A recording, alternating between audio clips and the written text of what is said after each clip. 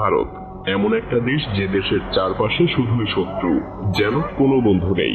একের পর এক দেশ ইন্ডিয়াকে ব্যান করেই চলেছে। বিশেষজ্ঞদের মতে নিজেদের অদূরদর্শিতা, একতরফা সিদ্ধান্ত আর প্রতিবেশী দেশগুলোর উপর একচেটিয়া চাপ সৃষ্টি করার ফলে আজ ভারত একদম একা। অনেক বিশেষজ্ঞই মনে করেন ভারত যেন নিজেই নিজের পায়ে কুড়াল মারছে, কারণ ভারত এখনো বুঝতে পারছে না যে প্রতিবেশী যে সকল বন্ধু দেশগুলো তার শত্রুতে পরিণত হয়েছে তারা তার জন্য কি মহাবিপদ নিয়ে আসতে চলেছে। কি অপেক্ষা করছে ভারতের জন্য? কি কারণে প্রতিবেশী প্রতিটা দেশ ভারতের থেকে দূরে সরে যাচ্ছে? কেনই বা ভারতের শত্রু দেশের তালিকা প্রতিনিয়ত লম্বা হয়েই চলেছে? দেখতে থাকুন মায়াজানের আজকের বিশ্লেষণ। ভারতের শত্রু দেশের তালিকায় নতুন যোগ হয়েছে নেপাল। ভারত চায় নেপাল যেন তার আঞ্চলিক প্রভাবের অংশ হয়ে থাকে, কিন্তু নেপালও চায় ভারতের চাপ আর হস্তক্ষেপ থেকে মুক্তি পেতে। এই দ্বন্দ্বের মূল কারণ ছিল ভারতের বড় ভাই মনোভাব, যা নেপাল কখনোই পুরোপুরিভাবে মেনে নিতে পারেনি। 2015 সালে নেপাল যখন নতুন সংবিধান তৈরি করে তখন ভারত তীব্রভাবে আপত্তি জানায়, বিশেষ করে ভারতের মাধাত জনগণের অধিকার নিয়ে। ভারত নেপালের বিরুদ্ধে অবরোধ আরোপ শুরু করে। খাদ্য, গ্যাস এবং জরুরি সরবরাহ তারা বন্ধ করে দেয়। এই অবরোধ নেপালের জন্য এক মারাত্মক সংকট তৈরি করে, আর নেপাল বুঝতে পারে ভারতের এই চাপ তার স্বাধীনতা এবং সার্বভৌমত্বের জন্য এক বড় হুমকি। More than 40 people have already lost their lives in the unrest. The Indian government is also unhappy with Nepal's new constitution and has warned the Nepali government to get its house in order. Then came the undeclared blockade of trucks carrying essential imports of fuel and food from India. এই ঘটনার পর নেপাল সিদ্ধান্ত নেয় ভারতকে মোকাবেলা করার জন্য তাকে চীনের দিকে ঝুঁকতে হবে। চীনের সাথে সম্পর্ক বাড়িয়ে নেপাল আরো শক্ত অবস্থান নেয়। ভারতীয় চাপের বিরুদ্ধে দাঁড়িয়ে নেপাল এখন চীনের দিকে ঝুঁকে পড়েছে, আর এই পরিস্থিতি দুই দেশের সম্পর্ককে একদম চরম সংকটে ফেলে দিয়েছে, যা এখন একেবারে সাথে নেউলে সম্পর্কের মতো হয়ে গেছে। আর ভারত চীনের সম্পর্ক যেন আরো কঠিন। 1962 সালে ভারত চীন যুদ্ধের পর থেকেই দুই দেশের মধ্যে সম্পর্কটা যেন এক ঠান্ডা যুদ্ধের মতোই চলছিল। তবে 2010-এর দশকের শুরুতে ভারত এবং চীনের মধ্যে উত্তেজনা আরেকটু বাড়ে যখন ভারত নিজেকে আঞ্চলিক শক্তি হিসেবে তুলে ধরার চেষ্টা করে এবং চীনকে সরাসরি চ্যালেঞ্জ করে। ভারত যখন দক্ষিণ চীন সাগর নিয়ে চীনের সঙ্গে বিরোধে গা ভাসাতে শুরু করে তখনই বিষয়টা আরো জটিল হয়ে ওঠে। ভারতের মনে হয়েছিল চীনকে চ্যালেঞ্জ করলে একদিকে যেমন দক্ষিণ এশিয়ায় তার প্রভাব বজায় থাকবে, তেমনি আন্তর্জাতিকভাবেও তারা শক্তিশালী হয়ে উঠবে। কিন্তু ভারত জানতো না যে চীন ইতিমধ্যেই তাদের থেকে আরো বেশি ক্ষমতাধর দেশে পরিণত হয়েছে, আর তাই চীন দক্ষিণ এশিয়ায় ভারতের এই প্রভাব মেনে নিতে নারাজ, আর ভারতও চীনের আধিপত্যকে গ্রহণ করতে রাজি না। এরই মধ্যে 2020 সালে লাদাখে গালওয়ান উপত্যকায় ভারত চীনের সংঘর্ষও লেগে যায়। সেখানে উভয় পক্ষের সেনা সদস্যরা প্রাণও হারান। ভারতের এই পদক্ষেপের ফলে চীন এখন ভারতের দক্ষিণ এশিয়ার প্রভাবকেই চ্যালেঞ্জ করছে না, বরং দুই দেশের সম্পর্কের মধ্যে এক নতুন শত্রুতার দানা বেঁধেছে। চীন আর ভারতের মধ্যে এই যুদ্ধ শুধু সামরিক শক্তিই না, বরং অর্থনৈতিক এবং কূটনৈতিক শক্তিরও লড়াই রয়েছে, যেখানে দুই দেশ একে অপরকে পরোক্ষভাবে প্রভাবিত করার চেষ্টা করছে, যা হয়তো সামরিক যুদ্ধের মতো সবার নজরে আসে না। এই সমস্ত ঘটনায় ভারত নিজের অজান্তেই চীনের মতো বিশাল শক্তির শত্রু হয়ে উঠেছে।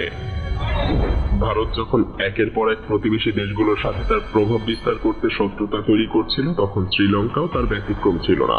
ভারতের বড় ভাই মনোভাবের কারণে শ্রীলঙ্কার সাথেও সম্পর্ক তিক্ত হতে থাকে। বিশেষ করে 2009 সালের পর শ্রীলঙ্কার গৃহযুদ্ধের শেষ মুহূর্তে ভারতীয় চাপের বিরুদ্ধে অবস্থান নেয়। ভারত তখন শ্রীলঙ্কার তামিল জনগণের প্রতি সমর্থন জানিয়ে তাদের স্বাধীনতা আর অধিকার নিয়ে শ্রীলঙ্কার অভ্যন্তরীণ বিষয়ে নাক গলাতে শুরু করে, কিন্তু শ্রীলঙ্কা ভারতের হস্তক্ষেপকে তেমন গুরুত্ব দেয়নি। এরপর ভারতের সরকার শ্রীলঙ্কার অভ্যন্তরীণ বিষয়ে বারবার চাপ প্রয়োগ করতে থাকে, যা শ্রীলঙ্কা সরকারকে ভারতের বিকল্প খুঁজে বের করতে বাধ্য করে। 2015 সালের পর ভারত আর শ্রীলঙ্কার সম্পর্ক আরো খারাপ হতে শুরু করে, কারণ শ্রীলঙ্কা তখন চীনের দিকে ঝুঁকতে শুরু করেছে। চীন তখন শ্রীলঙ্কায় ব্যাপক অর্থনৈতিক প্রভাব বিস্তার করতে থাকে, আর এতে ভারত আরো চিন্তিত হয়ে পড়ে। শ্রীলঙ্কার সাথে চীনের সম্পর্কের উন্নতি ভারতের জন্য এক বড় অস্বস্তির কারণ হয়ে দাঁড়ায়, কারণ ভারত চায় শ্রীলঙ্কা যেন তার প্রভাব বলয়ের মধ্যেই থাকে এবং চীনের প্রভাব সেখানে বাড়তে না পারে। ভারতের এই সামরিক এবং কূটনৈতিক চাপ শ্রীলঙ্কার কাছে এক ধরনের হুমকি হিসেবে দেখা দিতে শুরু করে। ভারতের এই মনোভাব শ্রীলঙ্কাকে এক নতুন শত্রুতে পরিণত করে। ভারতের বড় ভাই মনোভাব যখন একে একে প্রতিবেশী দেশগুলোকে শত্রুতে পরিণত করছিল, তখন এর তালিকা থেকে মালদ্বীপও বাদ যায়নি।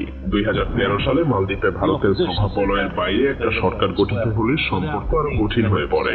মালদ্বীপের নতুন সরকার তখন ভারতের চেয়ে চীনের দিকে ঝুঁকতে শুরু করে, যা ভারতের জন্য এক বড় চ্যালেঞ্জ হয়ে দাঁড়ায়। বিশেষ করে 2018 সালে মালদ্বীপের নির্বাচনে ভারতীয় প্রভাবের বিরুদ্ধে চলে যাওয়ার পর দুই দেশের সম্পর্ক আরো বেশি খারাপ হয়ে যায়। চীন তখন মালদ্বীপে একের পর এক অর্থনৈতিক প্রকল্প দিতে শুরু করে, আর এদিকে ভারত এই পরিস্থিতি নিজের জন্য হুমকি হিসেবে অনুভব করতে শুরু করে, কারণ মালদ্বীপ তার সামুদ্রিক পথের জন্য একটা গুরুত্বপূর্ণ অবস্থানে রয়েছে।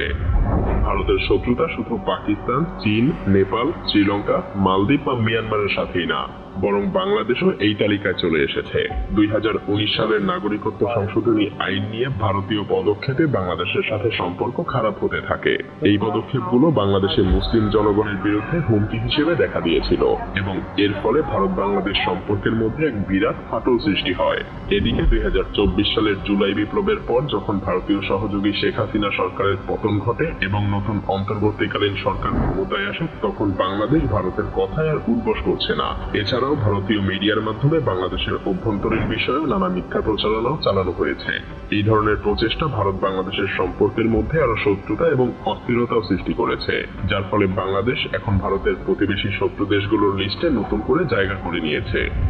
আর ভারতের শত্রু দেশগুলোর তালিকা করতে গেলে তার তালিকা থেকে পাকিস্তানের নাম কোনোভাবেই বাদ দেওয়া যায় না।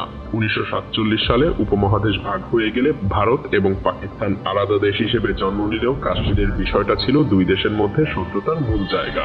1947 সালে ভারতীয় উপমহাদেশ ভাগ হয়ে ভারত এবং পাকিস্তান আলাদা দেশ হিসেবে জন্ম নিলেও কাশ্মীরের বিষয়টা ছিল দুই দেশের মধ্যে মূল শত্রুতার জায়গা।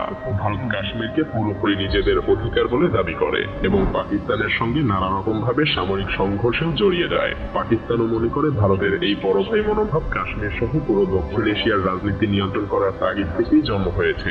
একদিকে যেমন ভারত নিজের আঞ্চলিক ক্ষমতা প্রতিষ্ঠিত করতে চায়, অন্যদিকে পাকিস্তান কোনো অবস্থাতেই ভারতকে আধিপত্য বিস্তার করতে দিতে চায় না এবং কাশ্মীরে তাদের নিজেদের অধিকার প্রতিষ্ঠা করতে চায়। তাছাড়া 2019 সালে ভারত যখন কাশ্মীরের বিরুদ্ধে মর্যাদা আইন বাতিল করে, তখন বিষয়টা আরো কঠিন হয়ে ওঠে। কাশ্মীরের মুসলিমদের উপর দমন পীড়ন চালিয়ে ভারত পাকিস্তানের সাথে যেন অঘোষিত যুদ্ধ শুরু করে দেয়। এই সমস্ত ঘটনা ভারতকে পাকিস্তানের চিরশত্রুতে পরিণত করেছে, আর তাই মাঝে মধ্যেই ভারত পাকিস্তান সীমান্তে সংঘর্ষের খবর ছড়িয়ে যায়, যেন যে কোনো মুহূর্তে লেগে যেতে পারে ভারত পাকিস্তান মহাযুদ্ধ।